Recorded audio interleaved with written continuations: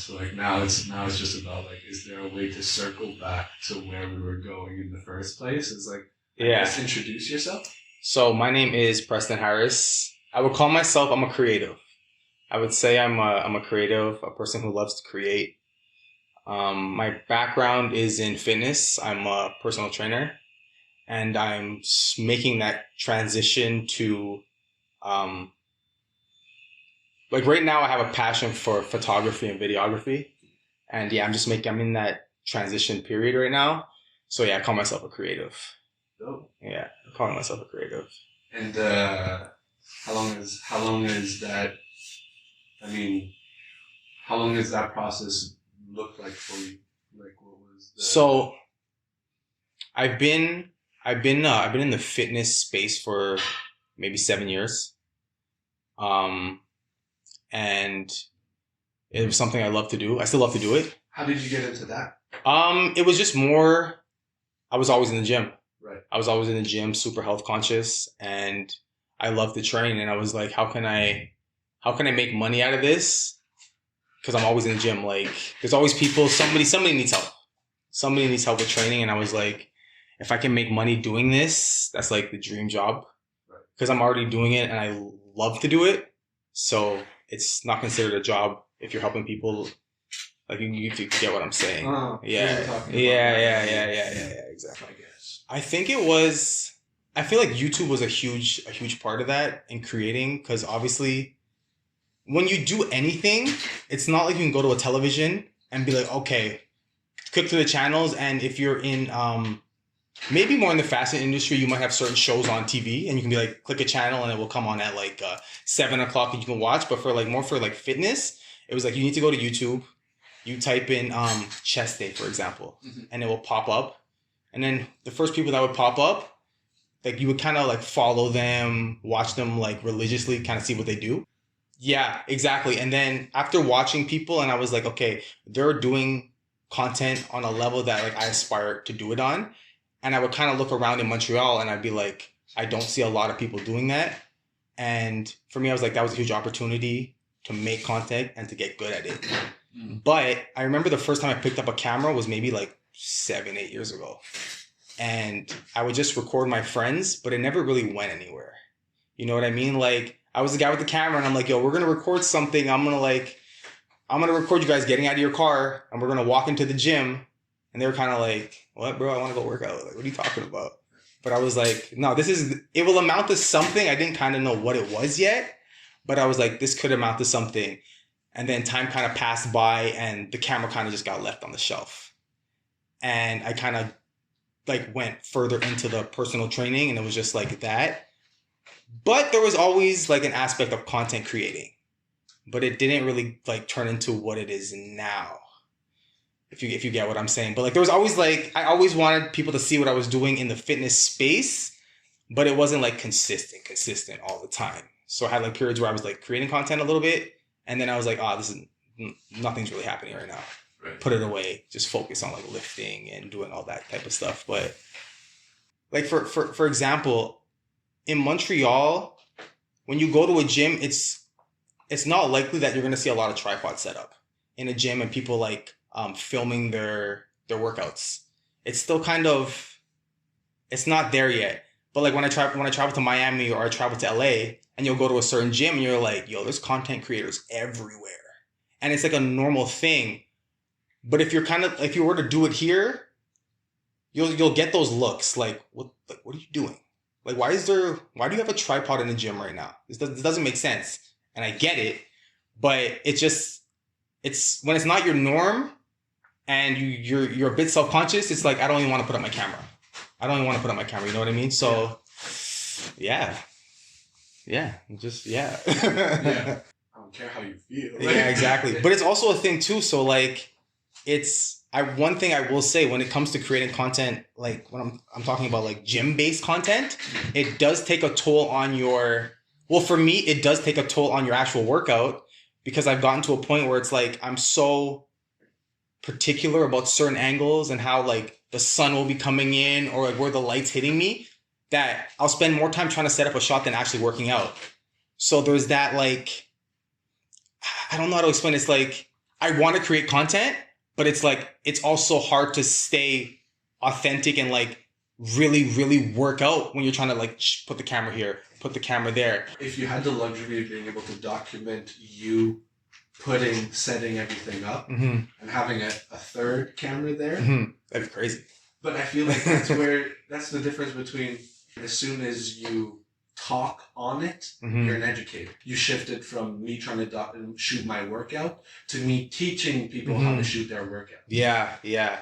And it's like that, yeah, it's like humanity too, right? It's like, okay, because like a lot of the times, that's why I love like cinematography and videography and all that, and I'm sure fashion too. It's like people will see like a small clip of something, but they don't know how many hours went into that 30-second clip.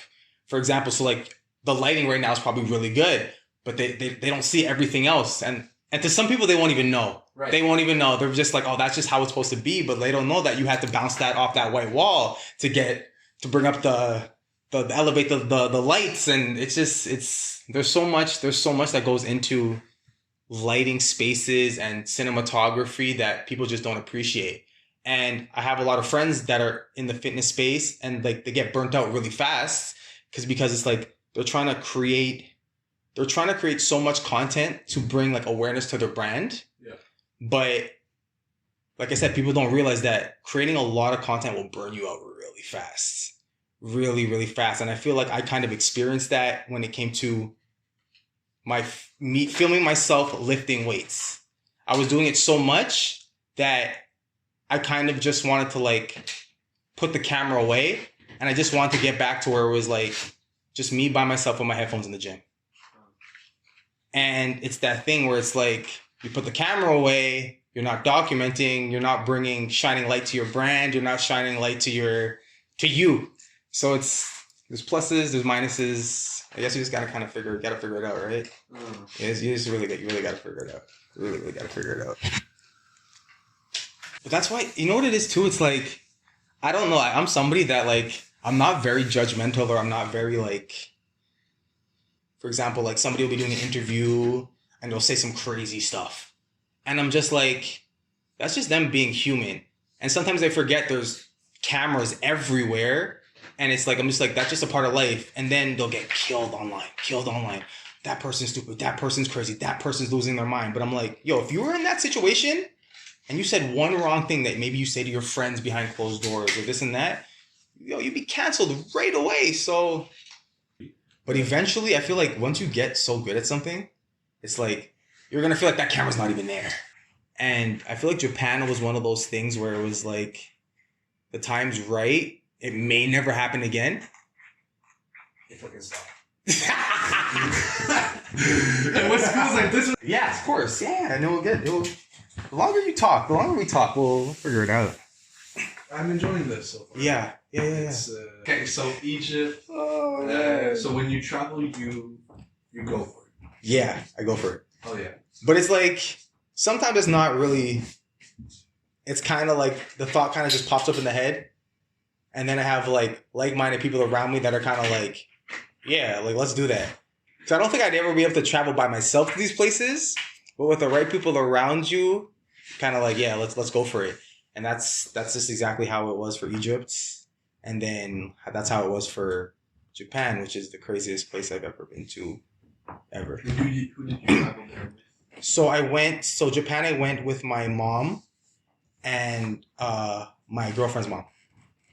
And so not other content creators. No. Okay. But I was ready. Like, unfortunately, kind of when I went to Egypt, which was I think 2 years ago now, I wasn't as I still don't think I'm like the greatest, but like I wasn't where I am now when it comes to like how to use a camera, how to get angle shots and figure out things. I was kind of like still a bit new.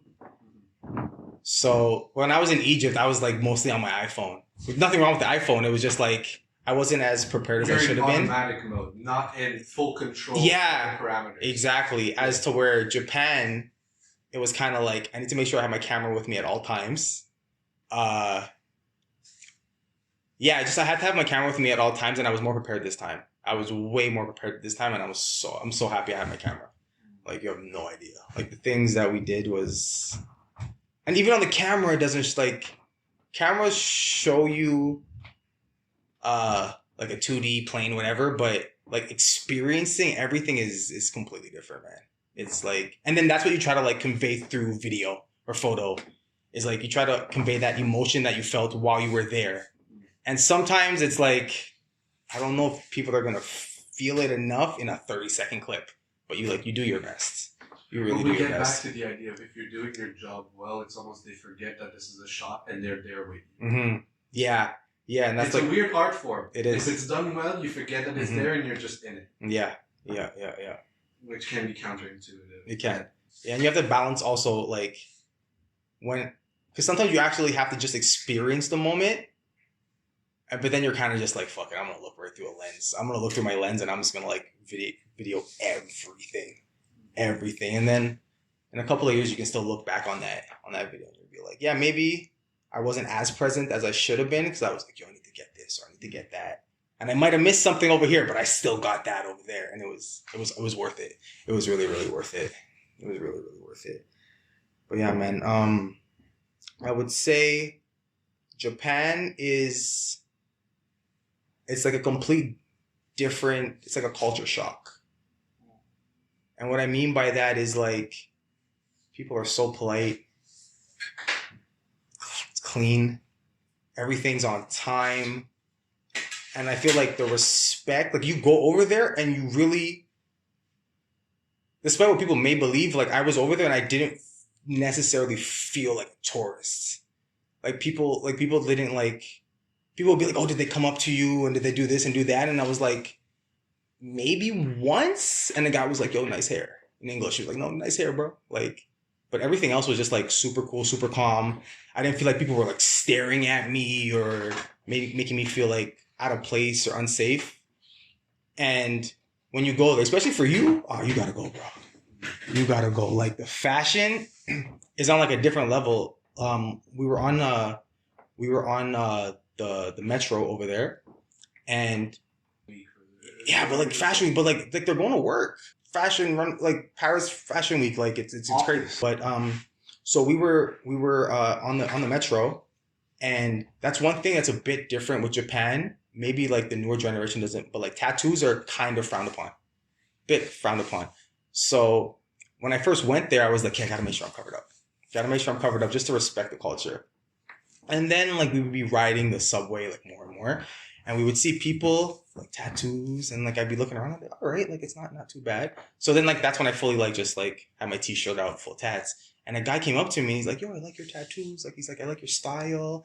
He's like, I own a clothing brand in Shinjuku, a place in Tokyo. And he just started talking to me about like inspiration and like the North American like inspiration and how he's trying to tie it into his thing, and how like he was just really trying to get like my perspective on like North American culture in like a 5-minute train ride. And it was just like, and I'm looking at this guy and I'm like, this guy has the craziest drip I've ever seen. And I'm like not even dressed like anywhere near to how cool this guy's dressed. And he's like, he's asking me questions and this and that. And I was like, yo, this is like, because you're not going to find that here. You're not going to find that type of like, you're not going to get on a metro here and like have that talk or that chat about fashion or this and that. Because everybody's kind of like just tunnel vision in their own thing. And that's like what I really found cool about Japan is like, people were like, if they were going to look at you, they'd come up to you and they would talk to you about like something like really cool or this and that. And yeah, man, Japan was like the greatest time of my life. And one thing I will say, it's so colorful, bro. Yo, it is so colorful. Like, it's almost like they're not afraid. But even though like anime and everything, you kind of expect that, but it's like they embrace it. Like they have metros of just like anime, or they'll have like Pokemon characters or Naruto, like everything on their trains. And you're like, I feel like I'm a little kid, but it's like, I don't feel like little kids, like they embrace the art. They really, really, really embrace art. And it's like, it's crazy. And then I come back to Montreal and it's just like, all right, like, it's not like, obviously we have winters and this and that, but I'm like, it's very like dull. And maybe it's just like I'm on like a traveler's high and I'm like, yo, I just came from this crazy place. But I'm like, I feel like being an artist in Montreal is like, I feel like it's hard. And I feel like to be like super creatively expressive in Montreal is really, really hard. And like, what do you think about that? Like trying to like be creatively expressive in Montreal, trying to make a living. Like, do you think it's like, would you tell your like 10-year-old self to like still pursue like what you're doing right now? Or would you be like, nah, go in another route? I've seen motherfuckers play ball barehanded in the winter. Yeah. Like, they don't know about that. Exactly. It's just for every 100 they have, we have one. Exactly. And yeah. It doesn't devalue it, far from it. It's just, you gotta, I think you find what you look for. If you look for talent and opportunity and inspiration, you find it. Yeah. I think the North, well, ties into the brand North Point, but I think being from the North or being from Canada is, how do I put it? Anyway, yeah, so it's like, I would always look at other places and I'd be like, yo, I wish I can shoot videos on the beach. I wish I could run down these beautiful streets with palm trees and this and that. And I would kind of like get depressed over that because I'm like, that's not my reality. But I'm like, and maybe that will never be my reality. But I'm like, okay, if I can't do that, what can I do here to bring attention to like my city and like what I do? And I was like, yo, it's cold here, boy. We're waking up at 6 a.m., 7 a.m. It's dark outside. It's cold. You got to put on your shoes. Yeah. You got to wipe the snow off your car. Yeah. And I was like, maybe people don't really know what goes on up here. Yeah. And then I was like, that's like a perfect North Point. And I knew there was other things with North, but I was like, yo, like, I feel like this is just me. And I was like, so that's when I was like, yo, I created North Point, and I just really wanted to embody like the grind in the colder months. So like if you go to my Instagram page, you can kind of see there's kind of like a mood set. And the mood is like, it's kind of like dark. It's kind of like grungy. It's kind of like, you're going to see me driving in the snowstorms or ice storms. Like one of my biggest videos, especially on TikTok, was just when we had the ice storm in a couple. Power was down for like 5 days, couldn't drive and everything. And I was like, and I was a crazy kid. Like I went outside to capture. So I went to the gym, and on my way to the gym, I was like, I can pull my camera out right now. Like it's cold, but it's like, we've been colder. And I literally just pulled out my camera, and I'm like, I'm going to like just document me kind of just going to the gym. And then through the storm. And like, yo, cars, I got to make sure I'm looking at the road. There's trees falling everywhere. Yes. There's branches falling on cars. And I was like, yo, like there's no other way that people can see like what we go through in the summer. The tagline is like, what's your excuse? Yeah, exactly. Literally. And then I was like, yo, it's the perfect to bring light to people that have no idea what happens in Montreal or anywhere else, Toronto, Ottawa. And then, yeah, so that's like basically what I built my brand off of. And it was kind of like, you really have no excuse. And if you're somebody, because I'll have people like followers from the States, and they're like, oh, it snows like that up there. And I'm like, well, what did you think? But it's like, it's not their fault that they don't know. Like they think of Canada. I don't even know what they think of Canada as, but I'm like, oh, you're gonna know that we don't just wake up and go outside and it's palm trees. I just really wanted to let people know that like there's no excuse. Snow, no snow, ice, no ice. Like we're gonna get it done.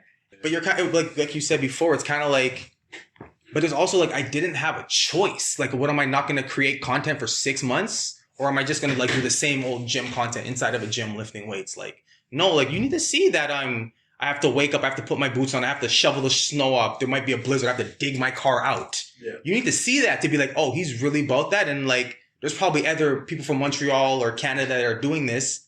And maybe they're not recording it, but like, this is what they go through 6 months. This is what they go through. I've been creating, but like, there's so many different aspects to like this content creation. And I feel like I'm just stepping into the door. Like I'm barely in the door. I'm like, yo, what's going on back here? Like, so it's like I said, but like with a lot of my prior trips, a lot of the times it was kind of like, I'm just going to bring my iPhone. Like, I don't even know if I know how to create like a travel vlog as to where now, like on my last like Japan, it was kind of like, I'm not like 100% sure how I'm gonna get but this, I'm definitely gonna shoot. but I'm gonna shoot. I'm gonna shoot everything, and I better be able to come. Exactly. And then, like you're saying, it's like, I guess the dream would be to go like around the world, to maybe go to like, I've seen like crazy like Iceland videos or like around the world with like-minded people that can shoot content. And it's like, yeah, we're there for pleasure, but like, I know these guys got me when it comes to the content. So it's like, but they've also been grinding for like 10 years. Yeah. And me, I'm just kind of like setting my foot and I'm like, oh boy, I got a long way to go. But it's like, it's the motivation. It's the motivation, and it's seeing like, okay, like these people have been doing this a long time. I'm kind of just stepping my foot in, but I'm like, if I give it another like solid like year, 2 years, and really like, exactly, yeah. That's why also too for me it was like, is this gonna be because it doesn't happen a lot where it's kind of like you don't really know somebody, but you're just like, do I have anything to lose? Like, no, like. Yeah.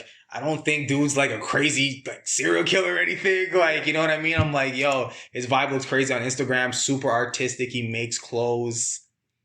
Let's see what happens, right? Like, the worst thing, this guy can go home and I'd be like, oh, that sucked. That's the worst thing that can happen. But I was like, I don't think that's going to happen. Right. I didn't think that was going to happen. And it was like. Which makes this much. Exactly. Like, what are the odds? Yeah, exactly. Yeah. I'm here. I'm definitely here. Yeah, we can stop it on that. Oh, like good, bro. I'm here. Boom, that was perfect. Just like, that's cool. I'm here. I like it. That was good. My boy. This is good shit. It was fun. It's a wrap. Yeah.